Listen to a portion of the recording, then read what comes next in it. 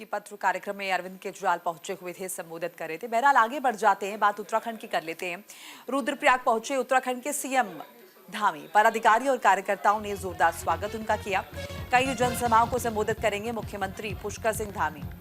उत्तराखंड के मुख्यमंत्री पुष्कर सिंह धामी रुद्रप्रयाग में पहुंच चुके हैं। वहीं इस मौके पर भाजपा के सम्मानित पदाधिकारियों एवं कार्यकर्ताओं ने सीएम धामी का भव्य स्वागत किया। मुख्यमंत्री सीएम धामी अपने निर्धारित कार्यक्रम के अनुसार आज भगवान भोलेनाथ की पावन भूमि रुद्रप्रयाग में आयोजित होने वाली कई जनसभाओं को संबोधित करने वाले हैं। तो जब पहुंचे हैं, कार्यकर्ताओं ने जोरदार स्वागत उनका किया है। तस्वीरें आपके साथ साझा कर रहे हैं। कई जनसभाओं को संबोधित करेंगे मुख्यमंत्री पुष्कर सिंह धामी। रुद्रप्रयाग पहुंच चुके हैं और जब यहां पहुंचे तो किस तरह से बीजेपी के तमाम पदाधिकारियों ने और कार्यकर्ताओं ने दिल खोलकर उनका स्वागत किया है, वो तस्वीरें तस्दीक कर रही हैं।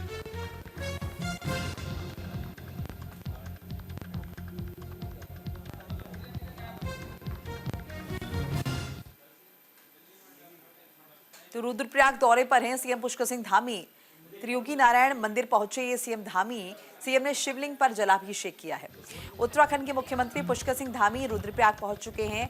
सीएम धामी रुद्रप्रयाग के त्रियोगी नारायण मंदिर पहुंचे, जहां पहुंचने के बाद सीएम ने मंदिर में पूजन अर्चन किया है। ऐसा माना जाता है कि भगवान शिव का विवाह हिमवत की पुत्री देवी पार्वती से इसी त्रियोगी नारायण मंदिर में हुआ था। कहा जाता है कि भगवान विष्णु इस विवाह के साक्षी बने थे। यहाँ एक अग्निकांड भी है, यहाँ पर एक अग्निकुंड भी है। कहा जाता है कि विवाह के बाद से ये ज्वाला जो है वो लगातार जल रही है। तो ये जो अग्निकुंड है, यहाँ पर ज्वाला प्रज्वलित अभी भी हो रही है और बहुत महत्व है इसका पुराणों में।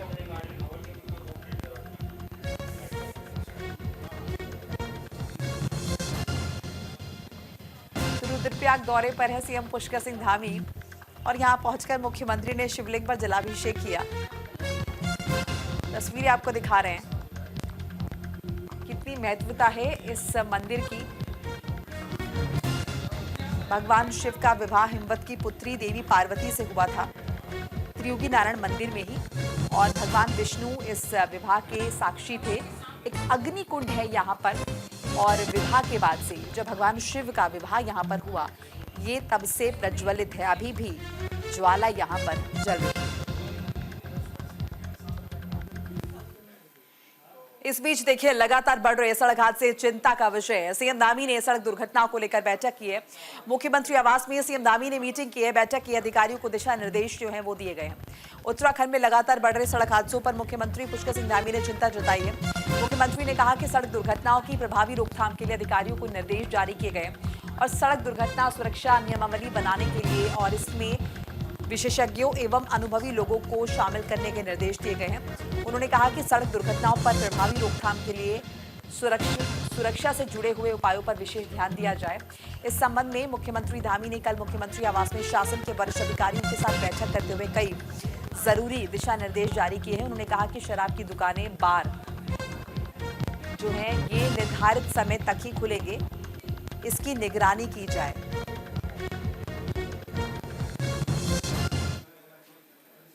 9 नवंबर राज्य स्थापना दिवस पर इसकी घोषणा करी थी कि इस प्रकार की जो हमारे यहाँ दुर्घटनाएं होती हैं, उन दुर्घटनाओं को रोका जाए, उनमें पूरी तरह से जो है सुरक्षा की व्यवस्था की जाए।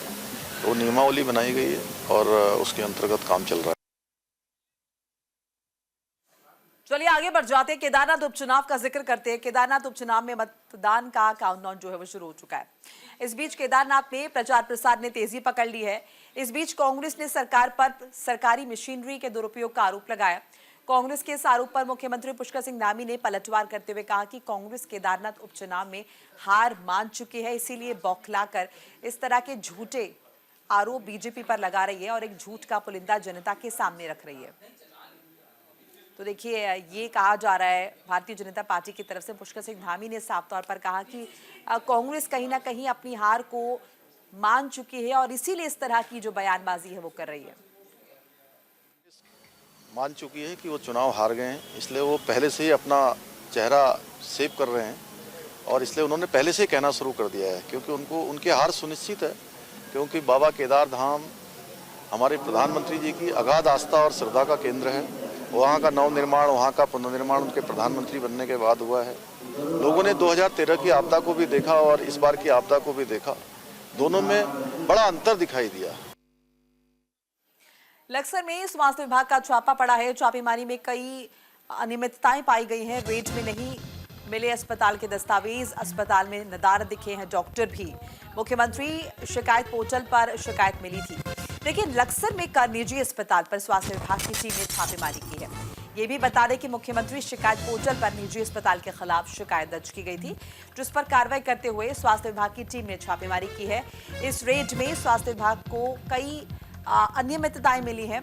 साथ ही स्वास्थ्य विभाग से संबंधित रजिस्ट्रेशन के कोई भी डॉक्यूमेंट्स, कोई दस्तावेज मौके पर नहीं मिले हैं।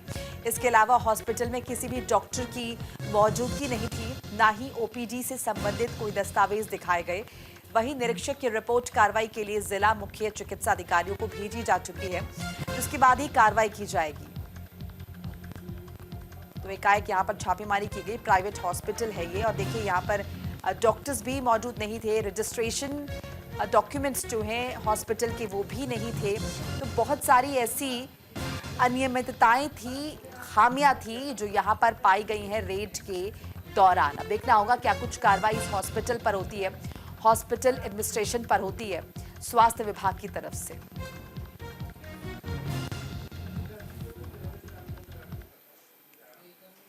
इनकी ना सीएम पोर्टल पे शिकायत हुई थी, जिसके एवज में मुझे यहाँ पे इंक्वायरी के लिए आना पड़ा एसीएमओ सर के आदेश द्वारा। और यहाँ पे सारी अनियमितताएं पाई गई। ना तो यहाँ पे डॉक्टर मिले हैं, ना यहाँ पे क्लिनिकल एस्टेब्लिशमेंट का रजिस्ट्रेशन है, ना ही कोई स्टाफ है, ना इन्होंने मुझे कोई ओपीडी आईपीडी रजिस्टर दिखाया और ढंग से कॉपरेट भी नहीं किया। तो इसके एवज में हमने फिलहाल ताला लगा दिया है और चस्पा कर दिया है। इंक्वायरी आगे होगी और अगर इसमें कोई अनियमितताएं पाई गई तो सीज भी हो सकता है। बिजनौर और हरिद्वार वन विभाग की संयुक्त कार्रवाई। वन विभाग ने 2 लकड़ी तस्करों को गिरफ्तार किया है। गिरोह के 4 सदस्य पहले ही जा चुके हैं जेल। बिजनौर और हरिद्वार वन विभाग की संयुक्त कार्रवाई में 2 वन तस्कर पकड़े गए हैं। एक आरोपी बड़े वन तस्कर गिरोह का सदस्य है। इस गिरोह में शामिल 4 आरोपियों को गिरफ्तार कर पहले ही जेल भेजा जा चुका है। रेंज अधिकारी शैलेंद्र सिंह नेगी ने पूरे मामले की जानकारी दी है। रेंज अधिकारी शैलेंद्र सिंह नेगी ने बताया कि वन तस्कर गिरोह हरिद्वार और उत्तर प्रदेश के सीमावर्ती जंगलों में खैर के पेड़ों का कटान करते चले आ रहे थे। अब तक गिरोह के 6 सदस्यों को गिरफ्तार किया जा चुका है। गिरोह के बारे में वन विभाग के कई महत्वपूर्ण सुराग मिले हैं। उसी के आधार पर आगे भी दबिश जारी रहेगी।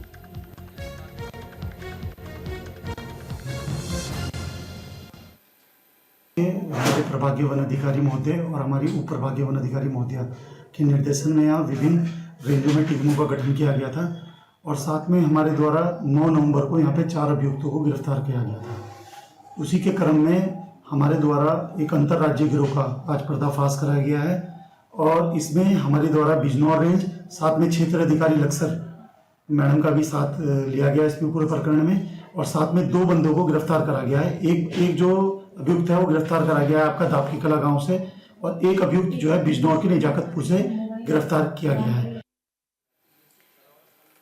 हरिद्वार में कोहरे का प्रकोप जारी है। घने कोहरे की सफेद चादर से ढकी है धनमगरी और कोहरे के कारण सड़कों पर रफ्तार धीमी पड़ गई है। मौसम विभाग ने ठंड को लेकर अलर्ट जारी कर दिया है। हरिद्वार में ठंड का असर दिखने लगा है। आज सुबह से घने कोहरे से ढकी शहर की सड़कों पर दृश्यता यानी कि विजिबिलिटी कम है। वाहन चालकों को हेडलाइट जलाकर वाहन चलाने पड़ रहे हैं। सड़कों पर रफ्तार धीमी है। वहीं कुछ स्थानों पर वाहनों की लंबी कतारें भी देखने को मिल रही हैं।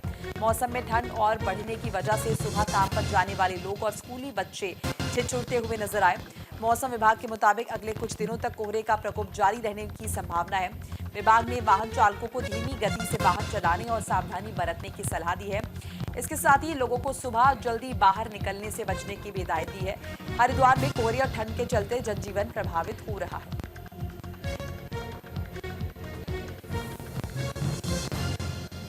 कि धुंध बहुत बढ़ चुकी है, जिससे कि वाहनों की लाइट जला के चलना पड़ रहा है, जिससे कि मतलब एक्सीडेंट वगैरह के भी बहुत खतरे बढ़ जाते हैं। यहाँ पे इतनी धुंध बढ़ चुकी है कि लोगों को दिख नहीं रहा है। वाहन चलाते हुए भी गाड़ी की लाइट खोल के जाना पड़ता है। जो बढ़ रही है उससे बहुत दिक्कतें आ रही है, मतलब लोगों को चलने में बहुत दिक्कत आ रही है, और जो ये गाड़ी चलाते हैं, बाइक, ट्रक, कार, इन सबको और ज्यादा परेशानी झेलनी पड़ती है क्योंकि कुछ दिखाई नहीं देता है, जिसकी वजह से बहुत सारे हादसे होते रहते हैं। तो देखिए ठंड की शुरुआत हो चुकी है और जिक्र हम यहाँ पर कर रहे हैं धर्मनगरी हरिद्वार का। तो हरिद्वार में ठंड अब दिखने लगी है, असर उसका दिखने लगा है। ज्यादा जानकारी के लिए हमारे साथ हरिद्वार से हमारे सहयोगी संजय पुंडीर जुड़ चुके हैं। संजय, ताजा स्थिति बताइए, ठंड की शुरुआत हो चुकी है हरिद्वार में, क्या कुछ महसूस कर पा रहे हैं और लोगों का क्या कुछ कहना है? देखिए, धर्मनगरी हरिद्वार में घने कोहरे से आम जीवन पूरी तरह प्रभावित तो हो रहा है। यही वजह है कि जो आने जाने वाले लोग हैं उन्हें काफी दिक्कतों का सामना करना पड़ रहा है। सुबह से ही हम लगातार देख रहे हैं कि सड़कों पर घना कोहरा है। हालांकि जो वाहन है वो भी रेंग रेंग कर चल रहे हैं, क्योंकि जब इस तरह हालात हो जाते हैं, इस तरह मौसम का बदलाव होता है तो हादसे भी बढ़ जाते हैं। क्योंकि बीते दिनों में अगर हरिद्वार की बात की जाए तो कई ऐसे हादसे हो चुके हैं। हालांकि उन हादसों में कई लोगों की जान भी गई है, जिसके बाद अब जो ट्रैफिक तो पुलिस है वो पूरी तरह लोगों को अपील कर रही है, लोगों से सावधानी बरतने के लिए कह रही है। और जब घना कोहरा हो तो उन्हें कहा है कि अब बेवजह घरों से बाहर ना निकले, क्योंकि मौसम अभी बदल रहा है। अगर मौसम विभाग की माने तो आने वाले दिनों में ज्यादा घना कोहरा रहने वाला है। संजय, प्रशासन की तरफ से कुछ व्यवस्थाएं क्या की गई हैं? अलाव की व्यवस्था, सड़क किनारे जो लोग रहते हैं या फिर ठेले वगैरह लगाते हैं, उन लोगों के लिए अक्सर इस तरह की व्यवस्थाएं प्रशासन की तरफ से की जाती हैं, तो क्या ये इंतजाम देखे जा रहे हैं? देखिए, अभी मौसम का जो बदलाव है वो शुरू हो रहा है। हालांकि प्रशासन इसको लेकर अपनी तैयारी कर रहा है। लगातार ही बैठकों का दौर जारी है, क्योंकि हम लगातार देखते हैं कि जब इस तरह का मौसम होता है तो जो ठेली वाले होते हैं, रेडी पटरी वाले होते हैं, जो गरीब सड़कों किनारे रहते हैं, उनकी व्यवस्थाओं के लिए जो जिला अधिकारी है वो संबंधित अधिकारी को दिशा निर्देश देते हैं और वहां पर अलाव की व्यवस्था होती है। साथ ही साथ घने कोहरे के कारण जो बाजार है वहां की दिक्कत खत्म हो गई है, क्योंकि जो लोग हैं वो घरों से निकलने में परहेज कर रहे हैं। यही वजह है कि जो व्यापारी वर्ग के लोग हैं वो भी काफी चिंतित है, कि जब इस तरह का मौसम होता है तो इससे व्यापार पर खासा असर पड़ता है। संजय, इसके साथ साथ स्कूली बच्चे जिस तरह से स्कूल जा रहे हैं और सुबह के वक्त अब ठंड और कोहरा है, तो क्या टाइमिंग्स में बदलाव या फिर कुछ वक्त के लिए ऑफलाइन ऑनलाइन क्लासेस की शुरुआत, कुछ इस तरह के क्या फैसले स्कूल की तरफ से लिए जा रहे हैं, स्कूलों की तरफ से? देखिए, अभी मौसम का बदलाव जो है, हालांकि अगर शिक्षा विभाग की बात की जाए तो शिक्षा विभाग का यही कहना है कि धीरे धीरे उनके समय में परिवर्तन किया जाएगा, क्योंकि जो स्कूली बच्चे होते हैं, अभिभावक उनसे काफी चिंता का सामना करना पड़ता है। जो घने कोहरे के चलते लोग और जो बच्चे होते हैं वो निकल रहे हैं, तो ऐसे में उनको भी परेशानी हो रही है। हालांकि आने वाले समय किस तरह से जिला प्रशासन आदेश देता है ये आने वाला समय बताएगा। इसके अलावा अगर मैं टूरिस्ट की बात करूं तो क्या उनकी संख्या में अब इजाफा देखा जा रहा है या फिर अब कमी देखी जा रही है? देखिए, अगर उत्तराखंड की बात की जाए तो उत्तराखंड देवभूमि और पर्यटन की नगरी की देवभूमि को कहा जाता है। तो लोग होते हैं, जो पर्यटक होते हैं, वो घरों से बाहर निकलते हैं। जो राजा जी नेशनल पार्क था वो भी कल यानी 15 नवंबर से उसके भी जो गेट हैं वो खोल दिए गए। तो ऐसे में सैलानियों का आने जाने का सिलसिला है वो कल से हो गया है, क्योंकि इस तरह का जो मौसम होता है सुहावना होता है। बाहरी राज्यों के रहने वाले लोग तो उत्तराखंड का रुख करते हैं। चलिए, शुक्रिया संजय पुंडीर, तमाम बातचीत जानकारी के लिए आपका। तो ठंड ने अपना असर दिखाना शुरू कर दिया। हरिद्वार के बारे में आपको बता रहे थे कि किस तरह से यहाँ पर सड़कों पर विजिबिलिटी काफी कम हो गई है और प्रशासन ने अभी इंतजाम करने शुरू कर दिए, क्योंकि शुरुआती दौर है ये ठंड का। और वहीं चक्राता में न्यूज इंडिया की खबर का असर, जल्द विकसित होगा मिसासा फॉल, विकासनगर विधायक मुन्ना सिंह चौहान ने ली है सुध। मिसासा फॉल तक पहुंचने का रास्ता आसान होगा, ट्रैकिंग रूट, रोपवे की सुविधा भी उपलब्ध होगी। देखिए, चक्राता की खूबसूरत वादियों में मौजूद गुमनाम झरने को अब बहुत जल्द नई पहचान मिलने की उम्मीद है। झरने के ट्रैकिंग रूट से लेकर रोपवे तक की सुविधा मुहैया कराते हुए सरकार जल्दी से विकसित करने की दिशा में कदम उठाने जा रही है। बीते दिनों न्यूज इंडिया ने मिसासा गांव में मौजूद गुमनाम झरने की खबर को प्रमुखता से दिखाया था, जिसके बाद विकासनगर विधायक मुन्ना सिंह चौहान ने झरने तक पहुंचने वाले इस कठिन रास्ते को सरल बनाने की दिशा में मशक्कत शुरू कर दी है। बीजेपी विधायक मुन्ना सिंह चौहान का कहना है कि वो बहुत जल्द अपनी सरकार के जरिए इस गुमनाम झरने को विकसित करने की दिशा में काम करने जा रहे हैं। ट्रैकिंग रूट से लेकर झरने के आसपास रोपवे और जीप लाइन जैसी सुविधाओं को विकसित किया जाएगा, जिससे पर्यटन को भी बढ़ावा मिलेगा और मिसासा गांव के लोगों के लिए रोजगार की संभावनाओं में भी इजाफा होगा।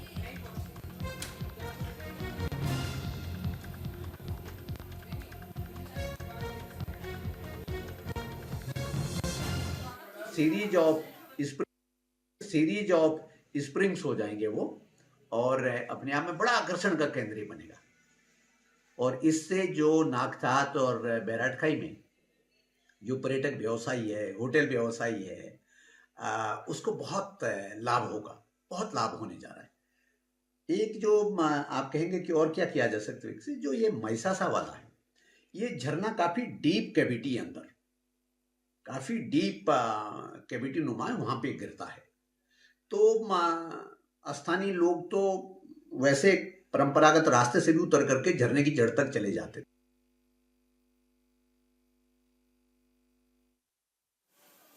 और ओवैसी के 15 मिनट वाले बयान पर साधु संत नाराज हैं। साधु संतों ने ओवैसी को जवाब दिया है, 5 मिनट के लिए ओवैसी हटा ले सिक्योरिटी।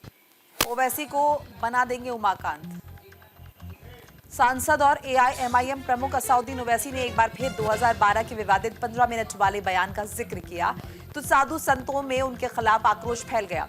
हरिद्वार के साधु संतों ने ओवैसी के बयान पर प्रतिक्रिया देते हुए कहा कि अगर ओवैसी किसी गलतफहमी में है तो उनकी गलतफहमी दूर करने में हम काम कर सकते हैं। साधु संतों ने कहा कि वो 15 मिनट का जिक्र कर रहे हैं, हमें सिर्फ 5 मिनट चाहिए। पूरे क्षेत्र की पुलिस नहीं बल्कि सिर्फ ओवैसी के साथ जो पुलिस है उसे 5 मिनट के लिए हटा रहे। अगर हमने ओवैसी को उमाकांत नहीं बना दिया तो हम भी साधु संत नहीं।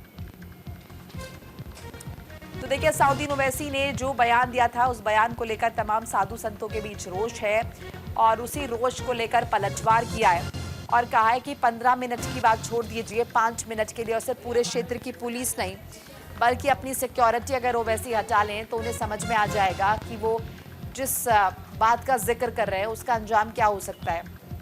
इसके साथ साथ ये भी कह रहे हैं कि उन्हें उमाकांत बना देंगे। देखो, वो पुलिस का माहौल उड़ाता है, हिंदुओं का माहौल उड़ाता है, और जब भी उसको अवसर मिलता है तब वो 15 मिनट वाली बात करता है। तो मैं तो कहता हूं कि एक बार 15 मिनट नहीं, 5 मिनट के लिए पुलिस हटा ली जाए। और अब तो मैं कहता हूं ओवैसी के पास से 5 मिनट के लिए पुलिस हटा ली जाए। ओवैसी की औकात पता नहीं चल गई तो फिर मैं नाम बदल दूंगा। मैं 5 मिनट पुलिस हटी नहीं कि ओवैसी उमाकांत हो जाएगा।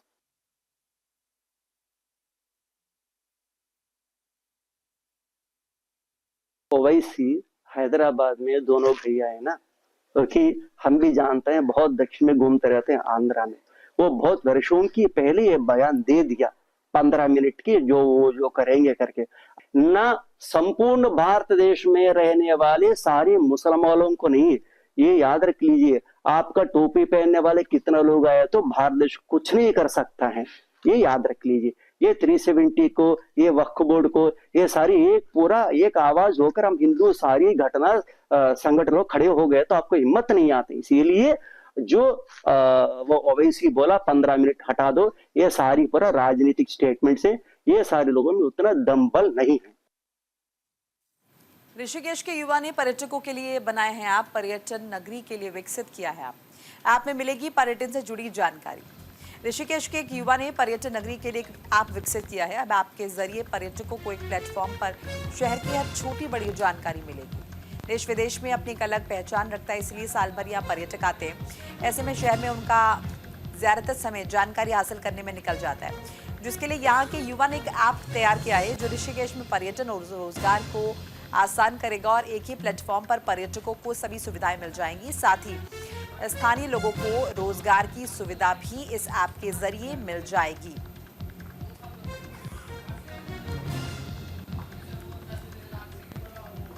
तो पर्यटन नगरी ऋषिकेश में किस तरह से जानकारी इकट्ठा की जाए, इसी दिशा में एक ऐप तैयार किया गया है और बताया गया है कि जितना भी पर्यटन है उसकी जानकारी एक ही ऐप पर अवेलेबल हो जाएगी, क्योंकि ज़्यादातर जो पर्यटक यहाँ पर आते हैं वो शहर में मोस्टली जो अपना वक्त है वो ये जुटाने में निकाल देते हैं कि कहाँ पर क्या है। ऐसे में ये ऐप बहुत महत्वपूर्ण साबित होगा। एक ही ऐप से हमारा मेन एम ये है कि सिर्फ एक एम से एक ऐप से हो जाए, तो उस ऐप के थ्रू कर सकेंगे। उसके अलावा हमारा एक दूसरा ऐप है जो ड्राइवर्स के लिए, वो लेजिट हीरो के नाम से है, क्योंकि हम उन्हें ड्राइवर्स नहीं कहते, हम हीरो कहते हैं, जो आपके लिए रात भर जाग रहे हैं, आपको समय पे चीज़ें उपलब्ध करा रहे हैं। तो उनके लिए एक ऐप है लेजिट हीरो। तो उससे कोई भी व्यक्ति जो हमारे प्लेटफॉर्म से जुड़ना चाहता है, जिसके पास सारे तरीके के वैध दस्तावेज हैं, उसको सिर्फ ऐप डाउनलोड करना है, ऐप पे अपनी डिटेल्स भरनी है और वो हमारे प्लेटफॉर्म पे जुड़ जाए। एक ही ऐप से हमारा मेन एम ये है कि सिर्फ एक ऐप से हो जाए, तो उस ऐप के थ्रू कर सकेंगे। उसके अलावा हमारा एक दूसरा ऐप है। और इसी के साथ इस बुलेटिन में फिलहाल इतना ही। नमस्कार। जनतेतील नेत्याला जनता देते साथ जागवतो गाजवतो